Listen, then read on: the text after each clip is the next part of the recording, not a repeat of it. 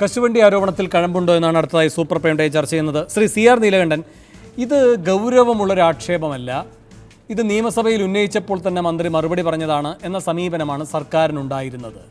സർക്കാരിൻ്റെ ആ സമീപനം വ്യക്തമാണ്, കാരണം നിയമസഭയിൽ അത് പ്രകടമായതാണ്. അപ്പോൾ ഇനി അതിൻ്റെ മേൽ രഹസ്യമില്ല. സ്വാഭാവികമായും പിന്നീട് ഒരു അന്വേഷണ ഏജൻസിയെ ഒരു പരാതിക്കാരന് സമീപിക്കേണ്ടി വരുന്നത് സർക്കാരിൻ്റെ ഈ പ്രത്യക്ഷമായുള്ള മുഖം തിരിഞ്ഞു നിൽക്കൽ കൊണ്ടാണല്ലോ. ആ അന്വേഷണ ഏജൻസിയും അതേ സമീപനം പുലർത്തുകയാണെങ്കിൽ പിന്നെ ശ്രീ SR ശക്തിധരനെ വീണ്ടും പ്രതിരോധിക്കാൻ കഴിയുമോ? അതൊരു വിജിലൻസ് ഡയറക്ടറുടെ വീഴ്ചയാണ്, അല്ലെങ്കിൽ ഈ ബന്ധപ്പെട്ട കേസ് പരിശോധിച്ച ഉദ്യോഗസ്ഥൻ്റെ ഏതെങ്കിലും തരത്തിൽ സ്വാധീനത്തിന് വഴങ്ങുന്ന ശീലത്തിൻ്റെ ഭാഗമായി ഉണ്ടാകുന്ന ഒരു വിപര്യമാണ് അങ്ങനെ. എന്നിട്ട് അന്തിമമായി കോടതിക്ക് പറയേണ്ടി വരികയാണ് ഇത്തരമൊരു നടപടിയുടെ ഗൗരവം ചൂണ്ടിക്കാട്ടിക്കൊണ്ട്.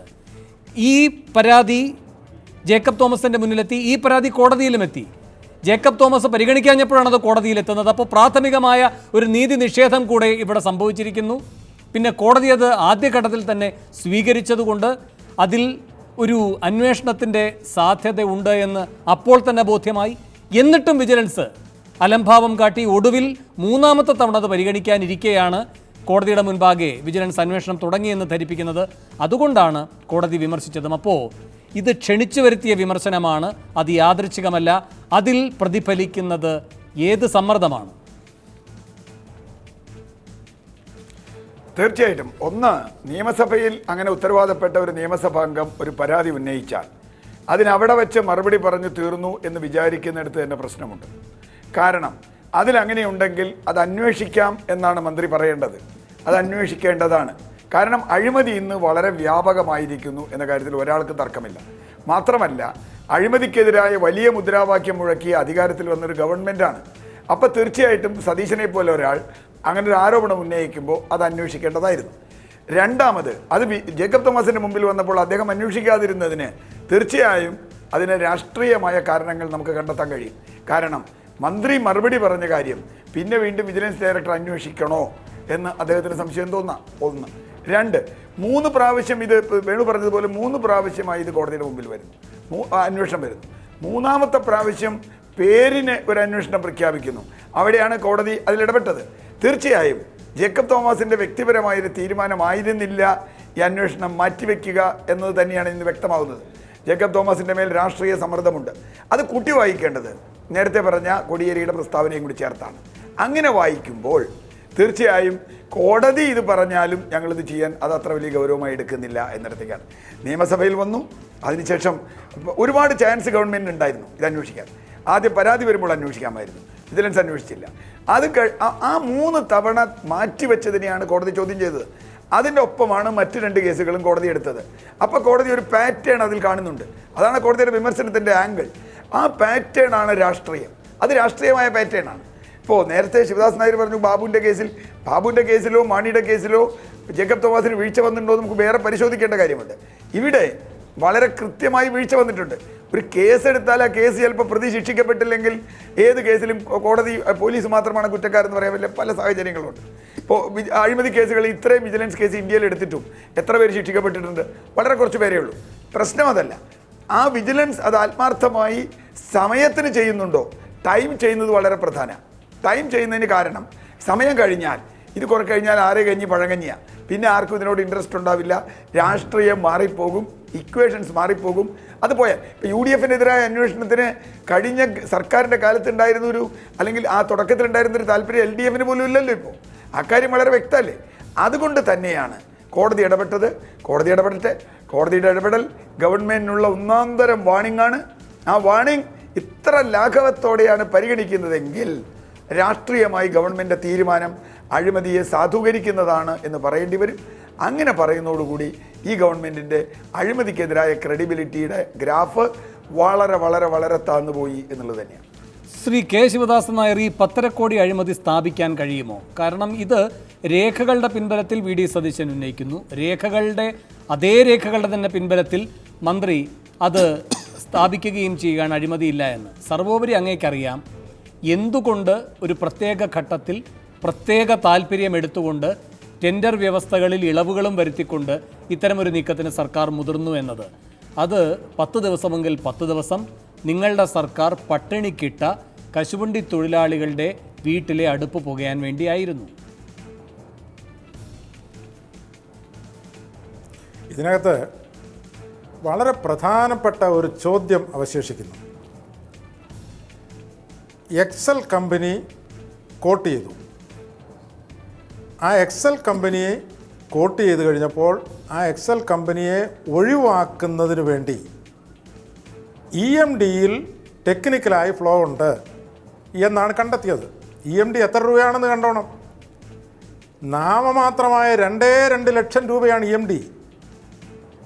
ആ EMD നൽകിയതിലെ ആ പോരായ്മ 4 പേരടങ്ങുന്ന ഹൈ പവർ കമ്മിറ്റി, ധനമന്ത്രി, ധനസെക്രട്ടറി, ഫിഷറീസ് മന്ത്രി, ഫിഷറീസ് സെക്രട്ടറി, ഈ 4 പേര് കൂടിയിട്ട് തീരുമാനിക്കുന്നു EMD, ഫ്രഷ് EMD മേടിക്കാനായിട്ട്.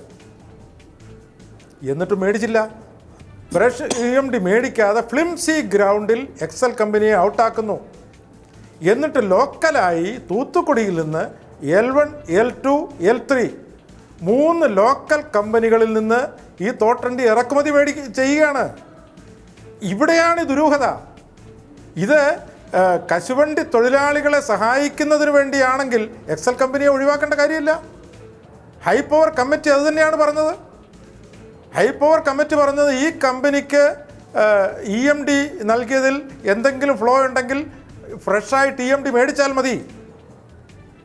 അവർ കോട്ട് ചെയ്തതിനേക്കാൾ കൂടിയ തുകയ്ക്ക് ലോക്കൽ കമ്പനികളിൽ നിന്ന് L1, L2, L1ൽ നിന്ന് പൂർണ്ണമായും കിട്ടുന്നില്ലെങ്കിൽ L2, L2ൽ നിന്നും തികയുന്നില്ലെങ്കിൽ L3, ഇങ്ങനെ വളരെ ആർക്കും അഴിമതി ഉണ്ട് എന്ന് ബോധ്യമാകത്തക്ക രീതിയിലാണ് തീരുമാനങ്ങൾ എടുത്തത്. പക്ഷേ സാർ ഒറ്റ കാര്യം, ഇതിനു മുമ്പ് നിങ്ങളുടെ ഗവൺമെന്റ് കാലത്ത് ഏറ്റവും ഒടുവിൽ 3 ടെൻഡറുകൾ വിളിക്കുന്നു, 3ലും ആരും പങ്കെടുക്കുന്നില്ല. ഈ ഗവൺമെന്റ് വന്നതിന് ശേഷവും 3 ടെൻഡർ വിളിക്കുന്നു, ആദ്യത്തെ 2ലും ആരും പങ്കെടുക്കുന്നില്ല, മൂന്നാമത്തതിൽ ഒരാൾ മാത്രം പങ്കെടുക്കുന്നു.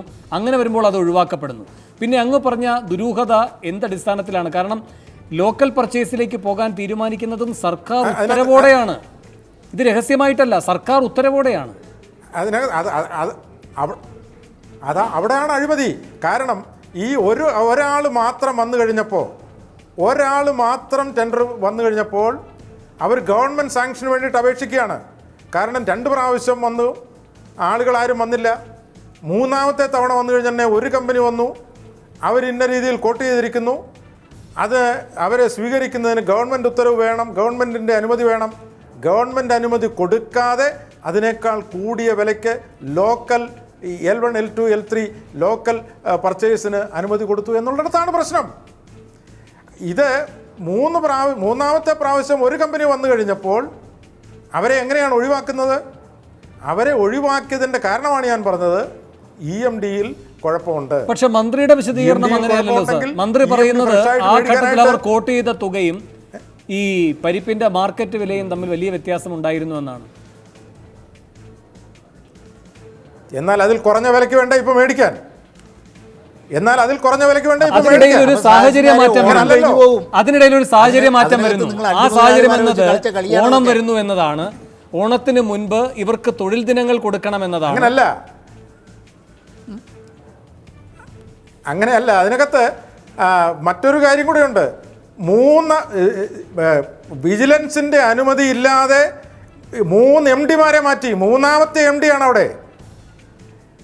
ഇത് പല സാഹചര്യങ്ങളുണ്ട്. ഇത് ഓണത്തിൻ്റെ പേര് പറഞ്ഞ് അല്ലെങ്കിൽ തൊഴിലാളികളുടെ പേര് പറഞ്ഞ് ഈ സാധാരണ ഗൈഡ് ലൈൻസ് മുഴുവൻ കാറ്റിൽ പറത്തി അഴിമതി നടത്തുന്നതിനുള്ള കശുവണ്ടി ഇറക്കുമതിയിൽ ബോധപൂർവമായി നഷ്ടം വരുത്തി എന്നുള്ളതാണ് കേസ്. അന്വേഷിക്കട്ടെ. ആ അന്വേഷണത്തെ എന്തിനാണ് ഭയപ്പെടുന്നത്? എന്തുകൊണ്ട് ഭയപ്പെടുന്നു? ഒരു കുഴപ്പമില്ലല്ലോ. ഓണം വന്നു കഴിഞ്ഞാൽ തൊഴിലാളികൾക്ക് പണി കിട്ടണം, കുറഞ്ഞ ചെലവിലാണ് കശുവണ്ടി ഇറക്കുമതി ചെയ്തതെങ്കിൽ അന്വേഷണം നടത്തട്ടെ. എന്തേ അന്വേഷണം നടത്താതെ മാറി നിൽക്കുന്നു? അപ്പോൾ അന്വേഷണം നടത്താതെ മാറി നിൽക്കുന്നത് തന്നെ ഇതിനകത്ത് കുഴപ്പങ്ങളുണ്ട് എന്ന് ഉത്തരവാദപ്പെട്ട ആളുകൾക്ക് ബോധ്യമുള്ളത് കൊണ്ട് തന്നെയാണ് എന്ന കാര്യത്തിൽ. ശ്രീ വി മുരളീധരൻ, ഈ തോട്ടണ്ടിയുടെ കാര്യത്തിൽ ഈ പറയുന്ന തരത്തിലുള്ള അഴിമതി നടന്നിരിക്കുന്നു എന്ന ആക്ഷേപം BJPക്കുണ്ടോ? അല്ല, അതാണല്ലോ ഇപ്പോൾ ഈ രേഖകളുടെയൊക്കെ അടിസ്ഥാനത്തിൽ ഈ അന്വേഷണം, ഞാൻ അതിൻ്റെ രേഖകളുടെ വിശദാംശങ്ങളിലേക്ക് പോകുന്നില്ല, കാരണം അത് വിശദമായിട്ട് ചർച്ച ചെയ്തു. ഞാൻ അതിലേക്ക് പോകും. രണ്ടും നിയമസഭയ്ക്കകത്ത് വന്നതാണ്. 2 നിയമസഭക്കകത്ത് വന്നതാണ്. അല്ല, ഞാൻ അതുകൊണ്ട് ഇതിനെക്കുറിച്ച് നമ്മൾ ചർച്ച ചെയ്ത് ഒരു തീരുമാനത്തിലെത്തുന്നതിന് പകരം ഒരു അന്വേഷണം നടത്തി തീരുമാനത്തിലെത്താമായിരുന്നു.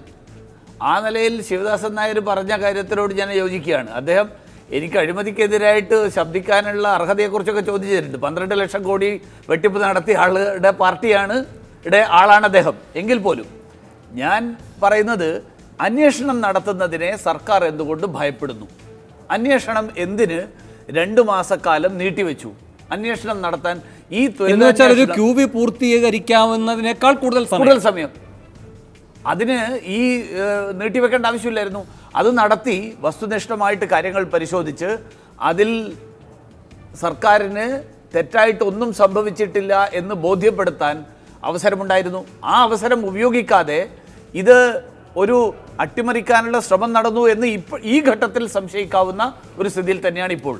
ശ്രീ SR ശക്തിധരൻ, മന്ത്രിയുടെ നിലപാടെന്ന് പറയുന്നത് ഈ പറയുന്ന പാവപ്പിടിച്ച തൊഴിലാളികളെ പട്ടിണിക്കിടാതിരിക്കാൻ പൊതുതാൽപര്യം മുൻനിർത്തി പ്രവർത്തിച്ചു എന്നാണ്.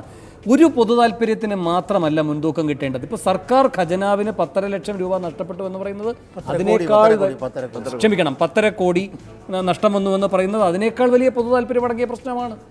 ഇപ്പം നിങ്ങളിപ്പോൾ ഇങ്ങനെയാണ് നിങ്ങളുടെ മറുവാദം എങ്കിൽ പിന്നെ എന്തിനായിരുന്നു ഈ പാം ഓയിൽ അഴിമതിയൊക്കെ ഇപ്പോഴും ഇത്ര ശക്തമായി നിങ്ങൾ ഉന്നയിക്കുന്നത്? അല്ല, അതൊരു വസ്തുതയാണ് ആ പറഞ്ഞത്. അതിനോട് ഞാൻ യോജിക്കുകയാണ്. പാം ഓയിൽ കേസ് ഉണ്ടായ ഒരു സാഹചര്യം നമുക്കറിയാം. കരുണാകരൻ്റെ ആ ഗവൺമെൻറ് അങ്ങോട്ട് വന്ന ഉടനെ തന്നെ ഉണ്ടായതാണ്. ഇതും അതേ സാഹചര്യത്തിൽ ഉണ്ടായതാണെന്നുള്ളൊരു വ്യാഖ്യാനം ഇപ്പോൾ മറുഭാഗത്തു നിന്ന് വരുന്നുണ്ട്. ഇതങ്ങനെയൊന്നുമില്ല. ഇത് LDFൻ്റെ തെരഞ്ഞെടുപ്പ് പത്രികയിലും അതുപോലെ തന്നെ അവരുടെ പ്രചരണത്തിലും വളരെ കൃത്യമായി തന്നെ കേരള ജനതയോട് പറഞ്ഞതാണ്. അത് ഈ തോട്ടണ്ടി ഫാക്ടറികൾ തുറന്ന് പ്രവർത്തിപ്പിക്കുന്നുള്ളതാണ്. അതെ, അതിന് അവലംബിക്കേണ്ടി വരുന്ന മാർഗമായി തെരഞ്ഞെടുപ്പ് പത്രികയിൽ പറഞ്ഞിട്ടില്ല, ഞങ്ങൾ ഇത് ചെയ്യുന്നതിന് വേണ്ടിയിട്ട് ഈ പറയുന്ന ടെൻഡർ വ്യവസ്ഥകൾ മുഴുവൻ ലംഘിക്കും, ഞങ്ങൾ ഇതിന്റെ സുതാര്യത മുഴുവൻ ഇല്ലാതാക്കും. അങ്ങനെയല്ലല്ലോ. വ്യത്യസ്തമായ ഒരു സമീപനമാണ് LDF ഗവൺമെൻറ്റിനെ തോട്ടണ്ടി ഇറക്കുമതി ചെയ്യുന്നതിനൊക്കെ സംബന്ധിച്ചൊക്കെ ഉള്ളത്. അവിടുത്തെ കശുവണ്ടി മുതലാളിമാരുടെ ഒരു വലിയ ഗ്രൂപ്പ്, അതിന് കോൺഗ്രസിൻ്റെയും കൂടി സപ്പോർട്ടുണ്ട് എന്ന് തന്നെയാണ് ഞാൻ നിരീക്ഷിക്കുന്നതും എൻ്റെ വിലയിരുത്തലും. അവരെല്ലാവരും കൂടി ഈ പറഞ്ഞ ചിങ്ങം 1 മുമ്പ് അവിടുത്തെ പൂട്ടിക്കിടക്കുന്ന ഫാക്ടറികൾ തുറന്ന് പ്രവർത്തനം ആരംഭിക്കുമെന്നുള്ള LDF ഗവൺമെൻറ്റിൻ്റെ ഒന്നാമത്തെ വാഗ്ദാനം അത് പരാജയപ്പെടുത്തുന്നതിന് വേണ്ടി ഒരുപാട് കളികൾ അവിടെ നടത്തിയിട്ടുണ്ട്. ആ കളികൾ എന്തൊക്കെയാണെന്നുള്ളത് ശിവദാസ് നായർക്കൊക്കെ അറിയാം.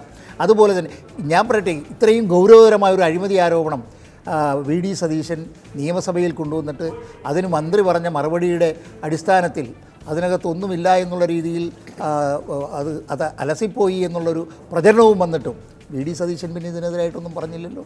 VD സതീശന് രാഷ്ട്രീയ നേതാവല്ലേ, അദ്ദേഹത്തിന് ഇത് പറയാമല്ലോ. ഇത് ശരിയല്ലേ മന്ത്രി പറഞ്ഞത് എന്ന് പറഞ്ഞുകൊണ്ട് കോടതിയെ സമീപിക്കാമായിരുന്നല്ലോ, സമീപിച്ചില്ലല്ലോ. അപ്പോൾ അത്ര വലിയൊരു ഗൗരവത്തിലല്ല കോൺഗ്രസ് നേതൃത്വം ആ അഴിമതി ആരോപണത്തെ നിയമസഭയിൽ തന്നെയാണ് കോടിയേരി പറഞ്ഞത്. പ്രതിപക്ഷ നേതാവ് ഉന്നയിച്ചാൽ മാത്രമേ നിങ്ങൾക്ക് അങ്ങനെയല്ല. ഇന്നത്തെ കോടതി വിധിയെങ്കിൽ പിന്നെ എന്താണ് കോടതി പറഞ്ഞിരിക്കുന്നത്? ഇപ്പോൾ ഫെബ്രുവരി 17 ഇതിനെ സംബന്ധിച്ച് റിപ്പോർട്ട് നൽകാനാണ് പറഞ്ഞിരിക്കുന്നത്. ഇതാണ് നിങ്ങൾ നിഷേധിച്ചത്. ഇത് നേടിയെടുക്കാൻ ഒരാൾക്ക് കോടതിയിലേക്ക് പോകേണ്ടി വരുന്നു. അത് VD സതീശനാണോ വേറെ ആരെങ്കിലും ആണോ എന്നതല്ല അതിലെ പ്രസക്തമായ വിഷയം. ഞാനൊരു ഇടവേളയിൽ കൂടി പോകണം. ഇടവേളയ്ക്ക് ശേഷം തിരികെ എത്താം.